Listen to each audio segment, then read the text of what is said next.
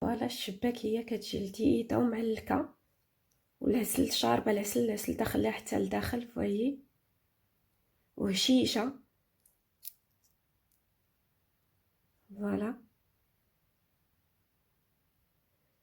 تبعوا الفيديو من الاول حتى الاخر تعرفوا على المقادير وطريقه التحضير واهم النصائح باش تنجح معكم الشباكيه 100%. السلام عليكم متتبعي القناه، مرحبا بكم في القناه وفيديو جديد ووصفه جديده. الوغ اليوم ان شاء الله غادي نتقاسم معكم الوصفه ديال الشباكيه بمناسبه اقتراب رمضان. الله يدخلوا عليكم الصحه والسلامه وكل ما تمنيتو ان شاء الله. ضروري الشباكيه كتكون في طاوله الافطار. الوغ اليوم ان شاء الله نتعرفوا على الوصفه ديالها وندوزو نشوفوا المقادير باذن الله. الوغ غنحتاج هنايا 1 كيلو ديال الدقيق. خذوا الدقيق النوعيه الجيده خاص بالحلويات. غادي نحتاج هنايا 2 معالق كبار ديال حبه حلاوه والنافع، فانا فاش جبتهم معايا من المغرب جبتهم خلطتهم بجوج. الوغ غادي ندير 2 معالق كبار مقبين.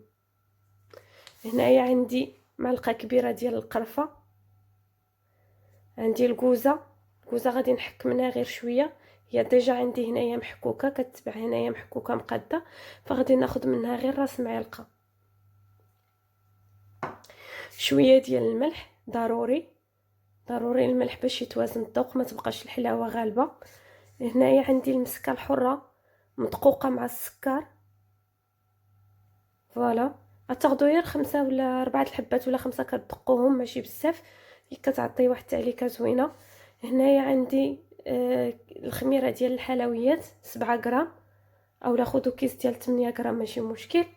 هنايا الصفار ديال البيض، ما ديروش بيضه كامله، ديروا غير الصفار ديالها، لان البيض غادي يدير لكم الكشكوشه فاش تكونوا كتقليو، وما تستهنوش بالبيض. الصفار ديال البيض كيعطي الشباكيه تعليكه زوينه. الوغ الا هادي لا بغيتو تستغناو عليها استغناو عليها، ولكن من الاحسن ديروا غير الصفار بوحدو. هنايا عندي كاس ما عامرش ديال الزبده اللي دوبتها حتى ولات شويه ماغون، ما تخليوهاش حتى تكحال باش ما تحرقش معاكم وتعطيكم مذاق مر في الشباكيه ديالكم، غير تولي واحد شويه ماغون. فوالا كنحيدوها. عندي هنايا كاس عامر مزيان ديال السنجلان. فوالا هانتوما شوفوا طحنته مزيان حتى بدا يتعلك.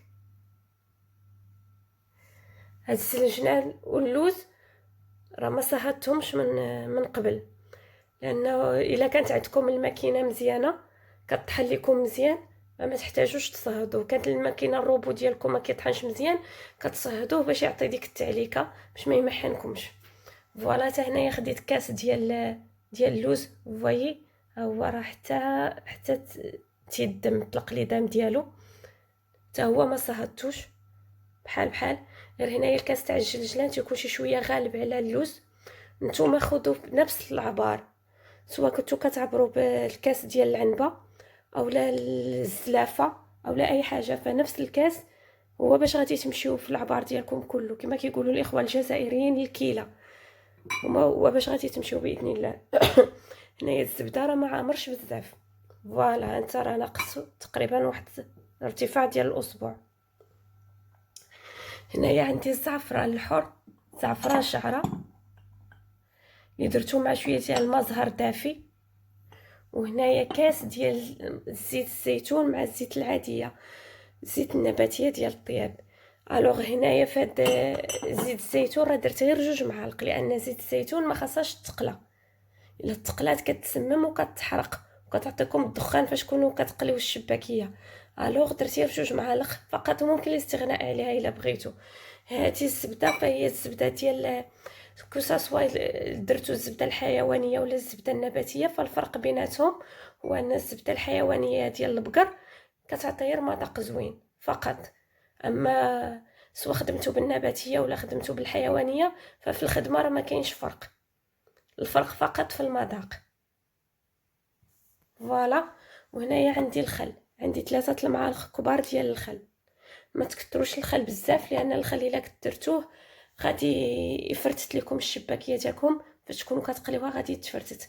ولا لاحظتوا هنايا راه ما كنديرش انا الخميره ديال الخبز، لان الخميره غادي نخلي الشباكيه تبات، ما غاديش نقليها في نفس اليوم، والخميره ديال الخبز غادي تخمرها لي. الوغ انا ما كنديرش الخميره ديال الخبز في الشباكيه ديالي. وغنحتاج هنايا ماء زهر. فماء الزهر فاش غنكون كنجمع العجين غادي ندفيه واحد شويه، وغادي نقول لكم شحال دخل لي ديال السوائل. والمهم في الشباكيه تكون الشباكيه قاصحه، فوالا، باش تكونوا كتعجنوا فيها ما ترخفوهاش، تكون العجينه قابطه في راسها وتكون قاصحه. فغادي ما نقدرش نقول لكم واش كاس ولا كاس ونص، على حساب النوعيه ديال الدقيق اللي نتوما خدامين به، واش كيشرب ولا لا، ولا حساب البيض واش نتوما دايرينو ولا ما دايرينوش.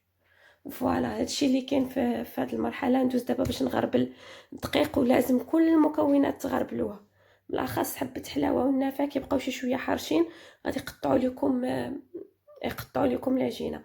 الو غادي نغربل ونتلاقاو في المرحله التاليه. فوالا البنات، انا هنايا غربلت الطحين، غادي نضيف النواشف اللي عندي. غنضيف 2 معالق كبار ديال حبه حلاوه والنافع. بسم الله.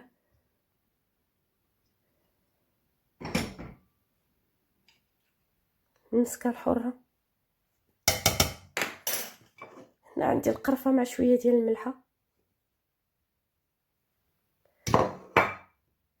فوالا هنايا غناخذ راس المعلقه ديال الكوزه محكوكه، ممكن الاستغناء عليها اللي ما كيبغيهاش، ولكن هي كتعطي مذاق زوين. غندير راس المعلقه. فوالا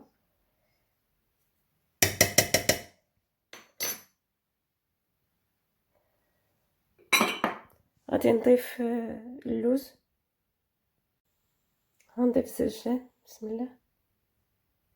دابا الزيت، كتشوفوا راه الزيت راه مع الكاس راه ما عامرش كامل، كاس الا صبع. فوالا كتخليو القياس بحال الصبع بحال هكا. بسم الله. الزبده لا ميم شوز حتى هي. فوالا شوفوا لا كولور ديالها راه ما خليتهاش حتى كحالت. فوالا غادي نخلط هاد المقادير هكا بيدي، وغادي نبسبسها حتى يدخل لي ليدام، يدخل لي مع الدقيق. من بعد عاد غادي نجمعها ان شاء الله. في هاد المرحله ممكن تبيتوها، اللي كيبغي يبيتها هكا غير هو ما يديرش فيها الخميره. اللي كنبغي يبيتها هكا في الدقيق مبسبسه حتى الصباح ويخدمها، ما ديرش فيها الخميره.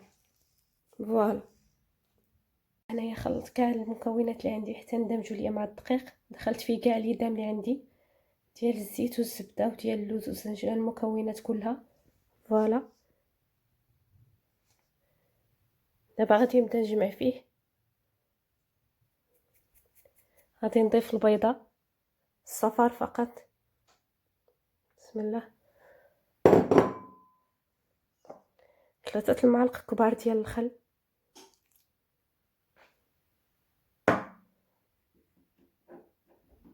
اخر حاجه كنضيف هي الخميره ديال الحلويات. ديروا كيس ديال 7 غرام. غادي نضيف هنايا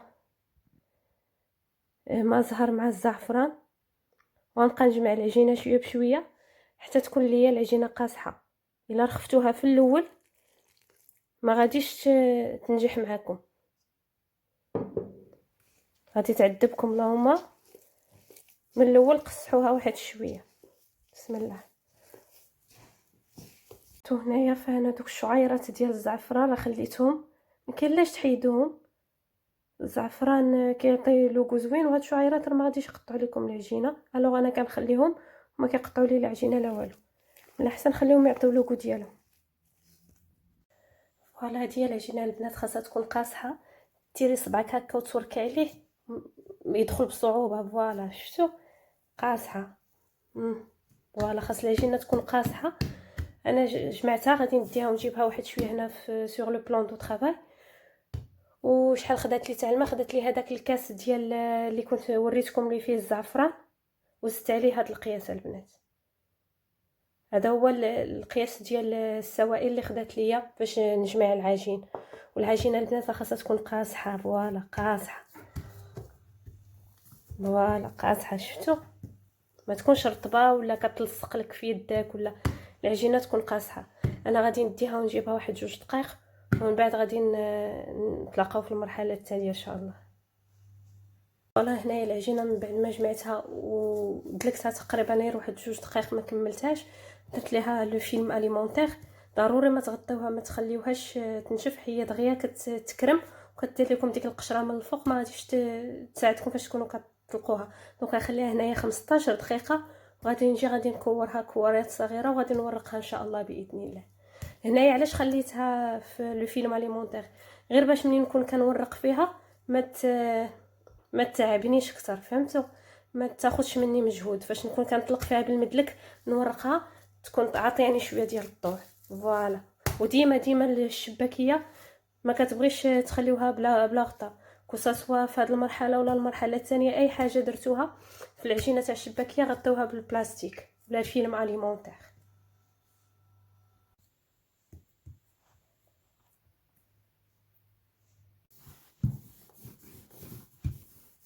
فوالا هنايا طلقت العجين، سرحتها مزيان بالمدلك وطويوها لكم حريه الاختيار، بغيتو طويوها بحال شكل مسمنه ولا طويوها بحال شكل ديال لاباط فيوتي، المهم غير طويوها باش تجيكم مورقه.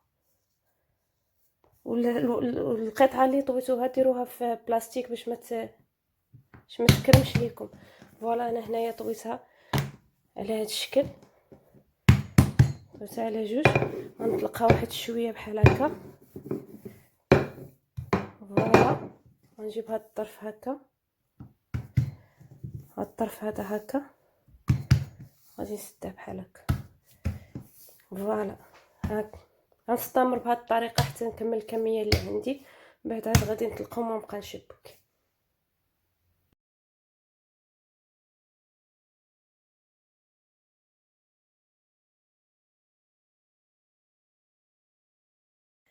اي فوالا هنا كيف كتشوفوا معايا طلقتها بالمدلك مزيان حتى ولات لي رقيقه، اولا ديروها في الماكينه، المهم غير السمك ديالها يكون رقيق.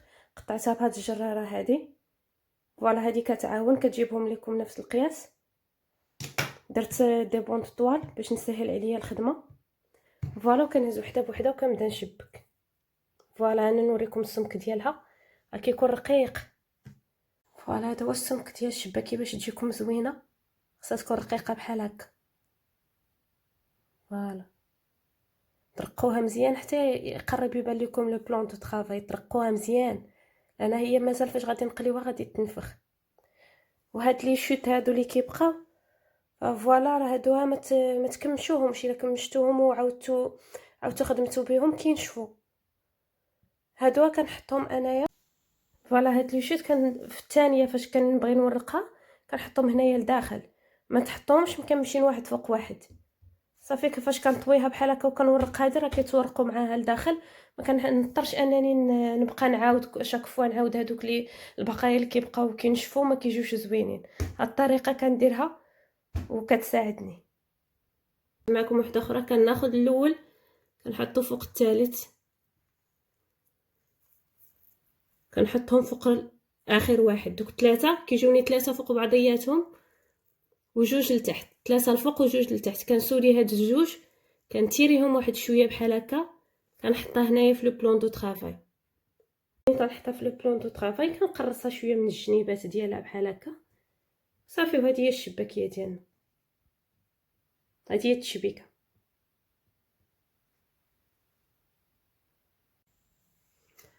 فوالا هنايا عندي 5 ديال الاشرطه، 1 2 3 4 5.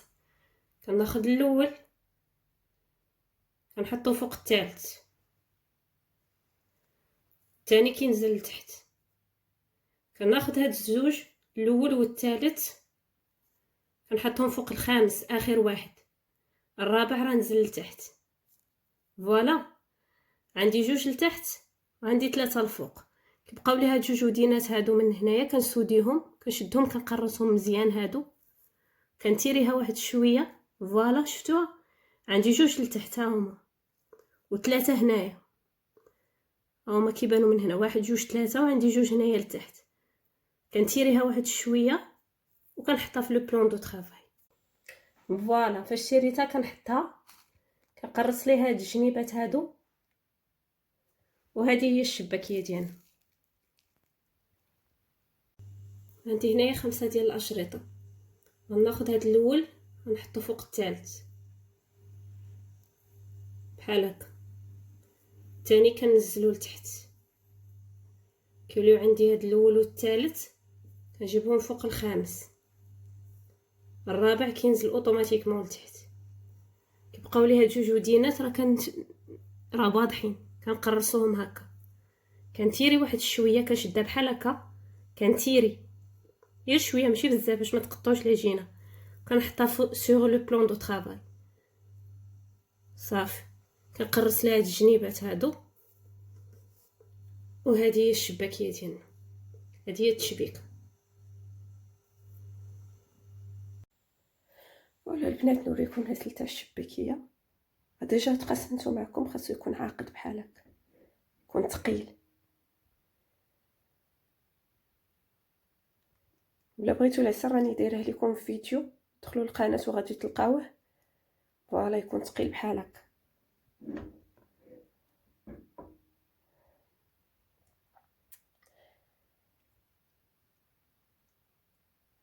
هاي ثقيل.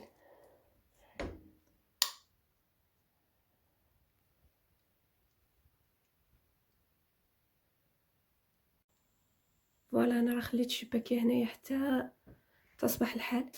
فوالا تصبح تنشفات. فوايي فاش كتهزيها كتلقاها قابطه في راسها، ما معشناش، ما مرخوفاش، كتكون شويه قاصحه، نشفت شويه. ودابا غنبدا نقليها. فوالا هنا الشباكيه راه بديت كنقلي فيها، كي كتشوفوا راه ما كدير لا رغوه لا حتى شي حاجه وما كتحلش. فوالا نقصوا عليها البوطه، ما تخليوهاش مجهده باش ما تحمرش لكم من برا وتبقى لكم خضره من الداخل. كناخذ واحد الفورشات ولا قطيب ولا اي حاجه، كنبقى ندور فيها شويه بحال هكا باش كلهم ياخذوا لي نفس اللون. غير كتشد لي راسها صافي كنقلبها للجهه الاخرى. انا كنبقى نقلب فيها حتى كتحمر ليا من الجهتين وكنلقى اللون اللي بغيت. وهنايا العسل راه قسمته على جوج ديال لي بول.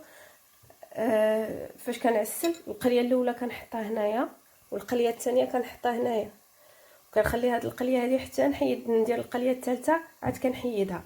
هكاك الشباكيه كتاخذ ليا العسل مزيان وكتشربو مزيان.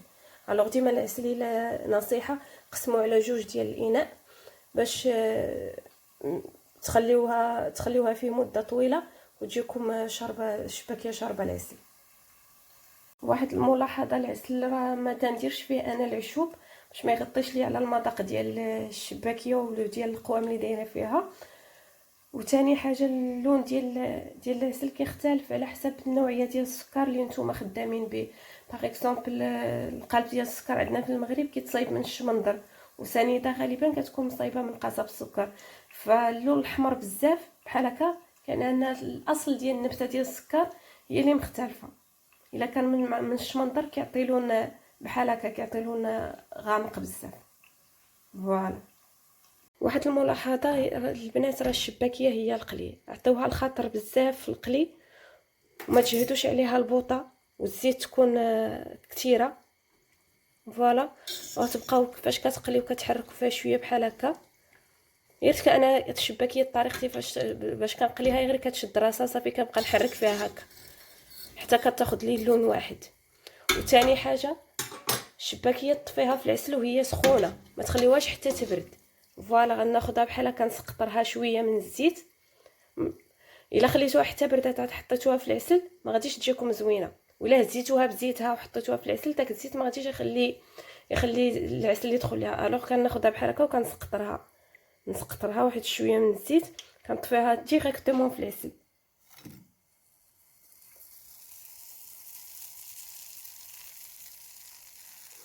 ما عرفتش واش سمعتوا الصوت ولا لا، ولكن راه كتشوفوها خاصك تسمع داك الصوت دارتو، يعني طفات في العسل. فوالا بحال هكا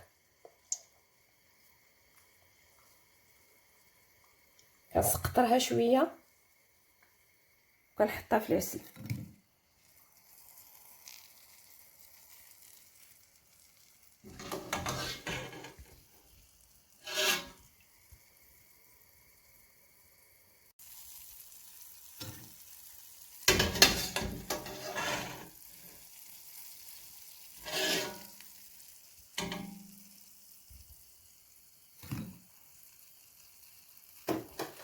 واحد الملاحظه ثانيه، انا الزيت كنبردها مثلا دابا انا قليت 2 قليات، الثالثه كنطفيها واحد شويه، واحد الدقيقه، كنخليها تتبرد واحد دقيقه ولا 2 دقائق عاد كنقلي فيها، على ما نحيد هاديها من القليه الاولى نحيدها تصفى باش ندير فيها القليه الثالثه.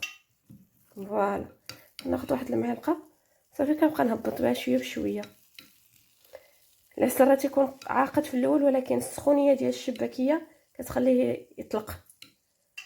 فوالا بحال هكا، فوالا غير بشويه باش ما تهرسوهاش، راه كتكون هشيشه.